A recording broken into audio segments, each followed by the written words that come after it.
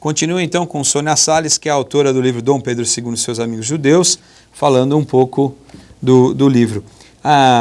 Dom Pedro também trouxe grandes novidades para o Brasil. O interesse dele realmente era fomentar a cultura.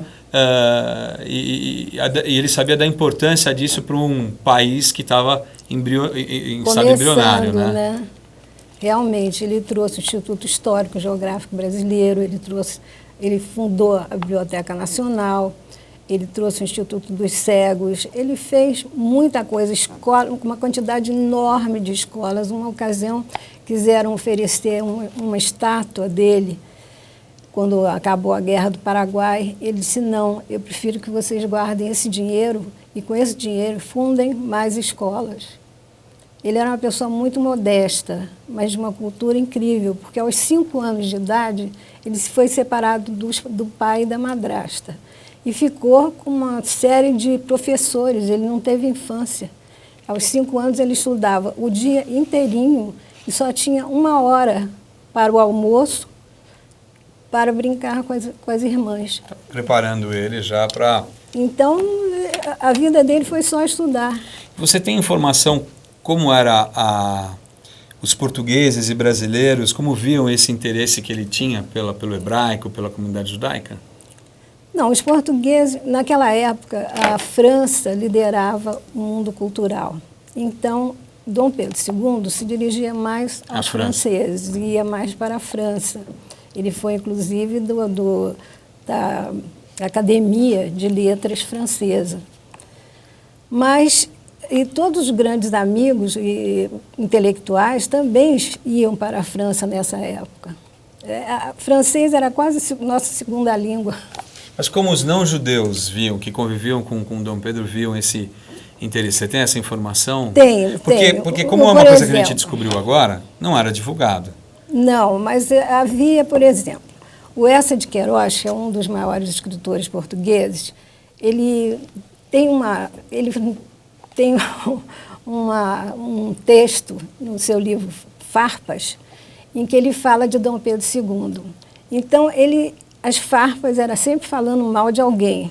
E, na ocasião, Dom Pedro II estava visitando Portugal.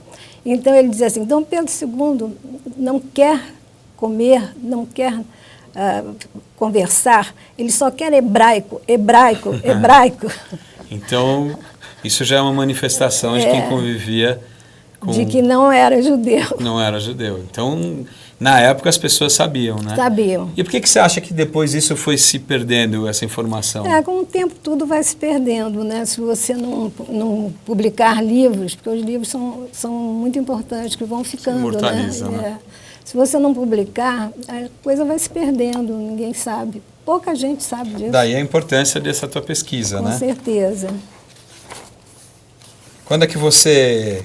Onde a gente encontra? Quando tem informação por site? Onde compra? Olha, na Livraria da Vila, onde eu lancei, na Livraria Sefer, no Rio, no Instituto Histórico e várias livrarias.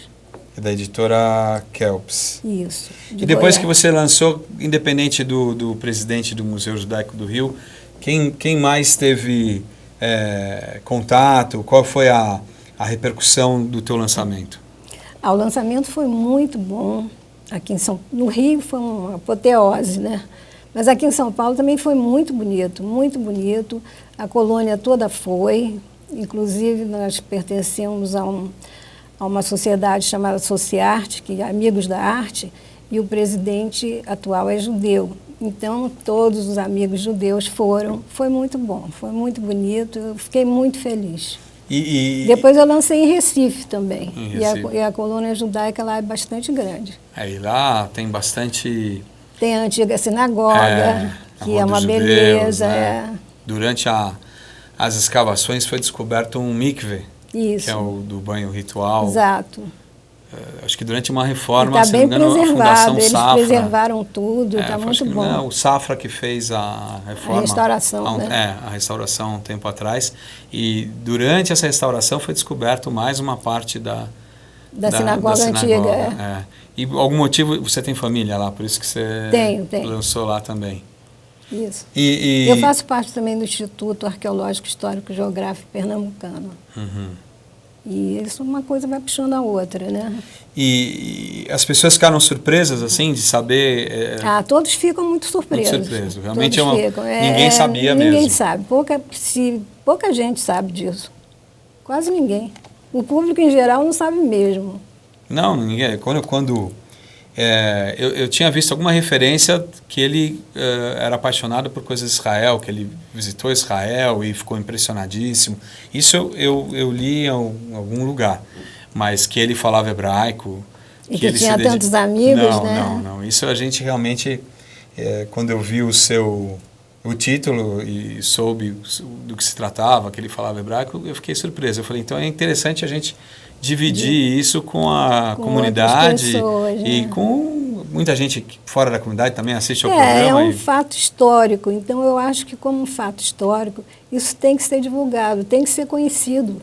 É importante. Importante. Para a história, nossa história. Né? História, claro. Exato. E para a gente é um grande orgulho também, os judeus, né? É um grande orgulho a gente saber essa paixão dele, essa dedicação, porque quem sabe hebraico sabe que a leitura do hebraico é difícil, muito, né? Muito difícil. Muito difícil. A leitura da Torá é também especial, é diferente. Então, é uma pessoa que se dedicou realmente para poder escrever, receber cartas.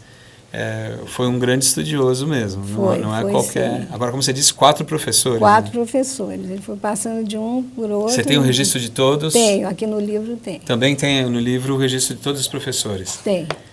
Como ele procurou, como ele chegou nos professores? Exatamente. Lembra de algum nome? O Seibelt, que foi o último.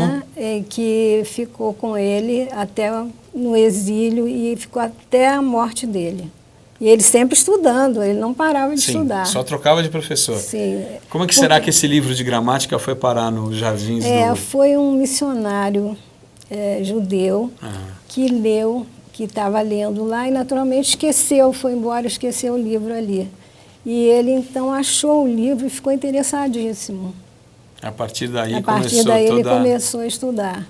E a Sônia Salles registrou no Dom Pedro II e seus amigos judeus, essa faceta do imperador, mais uma novidade de Dom Pedro II, né?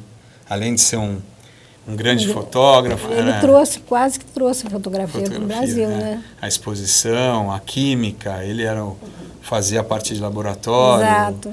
E tudo. Então, mais uma particularidade desse... E gostava de astronomia também. Também estudava astronomia. Ele era maçom ou não? Não era. Dom Pedro I era. Dom Pedro I, mas então ele confundi. Ele não. Porque eu sei que um dos imperadores era ligado à maçonaria. Dom Pedro I era maçom. Dom Pedro II preferiu estudar hebraico. Preferiu.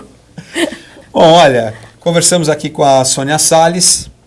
Está aqui mais uma informação para vocês, que eu quis dividir com vocês, que eu achei interessantíssimo. Dom Pedro II e seus amigos, pela editora Kelps. Na Sefer você encontra, na Livraria da Vila. Isso.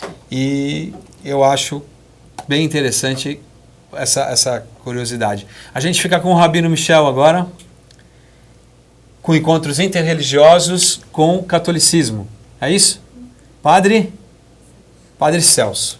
Então vamos lá com o nosso Rabino Michel Schlesinger, mais uma vez nesse trabalho maravilhoso que ele faz de coexistência, né, com as religiões, que eu acho importantíssimo, e o Lechaim faz questão de ter dentro do programa esse trabalho do Rabino Michel, e estamos aí agora com a série de catolicismo com o Padre Celso.